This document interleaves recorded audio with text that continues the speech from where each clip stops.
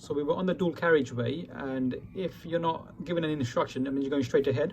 So straight ahead is following the green signboard, but you've gone over this line here and taken the exit without checking the mirror. At this roundabout, we're taking the second exit for barking. So it's a left turn, second exit. So because it's a left turn, you need to use the very outside left lane. You haven't done this. As you went into the roundabout, you went into the middle lane. Now, I'm pretty sure you would fail here. From my experience, from what I've seen in the past, examiner would fail you, saying you've left room on your left side for another car to use, and it's dangerous because when you take the exit, now you need to check the mirror properly and everything can go wrong and you can have an accident with the car. So when going to the second exit on your left, use the very outside lane. Stay next to this curb here, then follow the curb on that side. But what you've done is here, you've gone into the middle lane. You can see a line here and here. You're in the middle lane. And then now you're cutting across the left lane to take the exit, which is dangerous. Okay, at the end of this road, the instruction is to turn right. Now what happens is a car comes from that direction and wants to turn into this road. Now you've gone to the give way, and before the car's moved out of your way, you've gone forward past the give way line and very close to the car. In my experience, I have seen examiners give this as a serious fault and fail. So you see, as you're coming there, now you see the car coming with this signal on and it's slowing to turn in. Now you can't go past the give way point anymore at this moment, because this car is still in your way. If you go forward, you could hit the car at some point, especially the back of the car. So you should stop right now where you are, let the car turn in and then come out. But as you see in the video now, you've gone more forward. So can you see, you've gone more forward, and then now you could hit the back of the car there.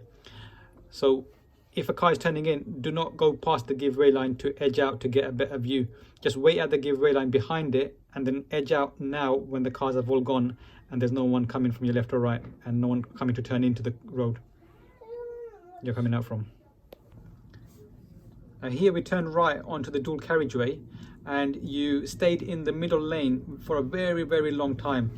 Now eventually the road can get busier and you can end up holding up cars who want to go faster, and you can get a fault.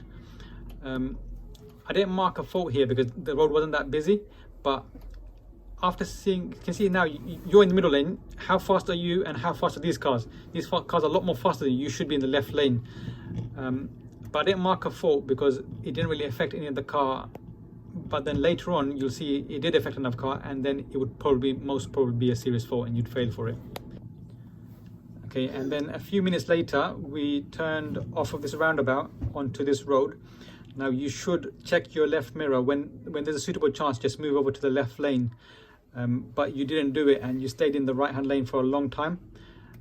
There was chances to move back over. It did become clear, the left lane did become clear, but you stayed in the right-hand lane, and then one car from behind you, it indicated left to go around you, then it came back in front of you.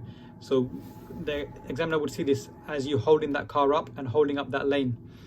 So you see here, now you could move back over to the left lane, but there is a car behind you now and it goes around you. So it signals this one here, and it comes back in front of you. So it wants to go faster than us, but we're kind of blocking that lane, hogging that lane. And I think now it would be a serious fault because the examiner's seen you make that same position mistake once before, but now this is the second time they would give a serious fault. Okay, now you got very, very close to this bus. The left wing mirror was like 4 or 5 centimeters from the bus. That's too close. So you should stop here and then decide to go into the other lane if it's safe and then overtake the bus. But with that car coming, if you haven't got enough room, you shouldn't go next to the bus where you're almost skimming it very close, like only a few centimeters apart from the bus. That's way too close. I think it would be a serious fault and you would fail.